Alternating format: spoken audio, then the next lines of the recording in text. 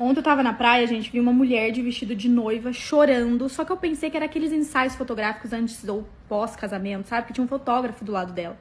E aí eu cheguei mais perto pra, né, escutar a fofoca. Na verdade, ela tinha sido traída. E há mais ou menos 30, 40 minutos do casamento dela, ela descobriu isso. E eu ouvi ela falando isso pro fotógrafo. Ela percebeu que eu tava, né, me intrometendo, querendo, né, saber da fofoca. Olhou pra mim e falou assim, e você, o que você tá olhando? Aí eu, tipo, só abri o braço assim e ela veio e me abraçou e chorou e falou assim, bom, eu descobri uma traição 20 minutos antes do casamento. Eu falei, então, eu escutei. Eu falei, bom, mas olha pelo lado bom, você descobriu, você não casou, você não vai ter dois trabalhos, casar e descasar. Aí ela falou assim, não, mas o menor dos meus problemas é a traição, porque eu já fui traída várias vezes e perdoei. O problema é bem maior que isso. E aí ela me contou. E eu, juro, comecei a chorar junto com ela. Sem dúvidas, gente, eu acho que essa é a pior história que eu já escutei na minha vida. É a pior. Olha isso. O marido dela, o futuro marido dela, né? O cara que ela ia se casar, estava traindo ela com a mãe dela. Ou seja, com a sogra dele, certo? Vocês acham que não tem como piorar? Tem como piorar. Por quê?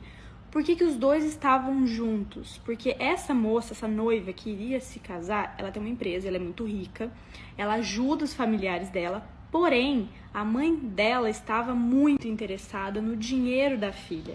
E aí, estava namorando o genro, né? O genro, porque queria que ele desse um golpe na própria filha. E aí, o plano era os dois tirarem o máximo de dinheiro possível dessa menina, dessa noiva, e depois se mudarem do Brasil, morar fora. E ela descobriu tudo isso porque a irmã dela contou, porque não achou certo, não achou justo tudo isso que estava acontecendo com a irmã dela. Foi lá e contou pra ela. Gente, vou contar uma história pra vocês que aconteceu hoje pra servir de alerta pra quem mora em apartamento. Hoje de manhã, às 7 horas, tocaram a campainha da porta de serviço. E aí eu fui olhar, não tinha ninguém. Olhei no olho mágico, não tinha ninguém. Aí passou. Ok, falei, como aqui tem muito apartamento em reforma, tem muita gente se mudando pra cá, deve ser algum prestador de serviço que errou de apartamento. Beleza. Aí, mais ou menos 12h30, tocou de novo a campainha. Fui ver, ninguém. Também da área de serviço aqui. Ok. Aí, quando deu 6h30, mais ou menos, tocou. Eu vim mais rápido, né, pra ver se eu vi alguém ali. Nada. Passaram-se mais ou menos uns 10 minutos, aí esse intervalo foi pequeno. Tocou de novo. E aí já tava me irritando. Decidi descer e falar lá na portaria se eu poderia ter acesso à câmera porque tinha alguém tocando a campainha aqui do meu apartamento. Me deram o acesso às imagens da câmera. Pra começar, mil desculpas porque eu tô muito resfriada. Mas eu vou contar pra vocês sobre esse cuidado que a gente tem que ter no nosso apartamento. O último andar desse prédio é só pra festa. Um dos moradores daqui estava fazendo uma festa, um churrasco. E aí, uma das crianças começou a subir e descer o elevador e tocar a campainha de todos os moradores. Até aí, tudo bem. Porém, vocês não sabem o que aconteceu. Um dos apartamentos estava com a área de serviço aberta. Esqueceram aberto. Ainda bem que eu não esqueci, eu nunca esqueço, eu sempre tranco tudo. Essas crianças entraram dentro do apartamento, sujaram todo o apartamento, comeram as coisas, alguns doces que tinham na geladeira desse apartamento e levaram alguns brinquedos da criança que morava nesse apartamento, só que as câmeras de segurança gravaram tudo. Os pais arcaram com todos os prejuízos, mas imagina o susto da pessoa quando chegou em casa, a casa toda revirada, toda suja, a gente ouvia as fotos que mandaram no grupo do prédio.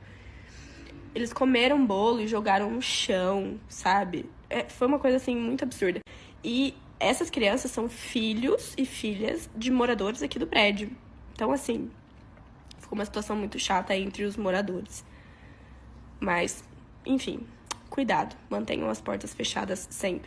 Minha amiga é dona de uma padaria, todos os dias o menino ia lá comprar pão, os dois começaram a conversar, ela se apaixonou, os dois começaram a sair, eles namoraram, só que não deu certo, ele terminou com ela, só que a minha amiga não entende. Ele já explicou pra ela que não quer voltar a namorar com ela, que já está em outro relacionamento. Ela já levou pão pra mãe dele, já levou pão pro pai dele, e agora ela teve a brilhante ideia de levar o pão pro chefe dele no meio de uma reunião de trabalho onde ele estava. Eu falei, amiga, você não vai fazer isso. Só que aí ela me falou assim, ai amiga, eu vou, porque aí ele vai entender que eu me importo com ele, com as pessoas que ele convive. Eu falei, amiga, na verdade ele vai entender que o restinho de amor próprio que você tinha acabou. Aí ela parou de falar comigo, só que depois de alguns minutos ela me mandou uma foto dela, do chefe e do pão. Na hora, gente, eu não sabia nem o que fazer, porque é inacreditável isso.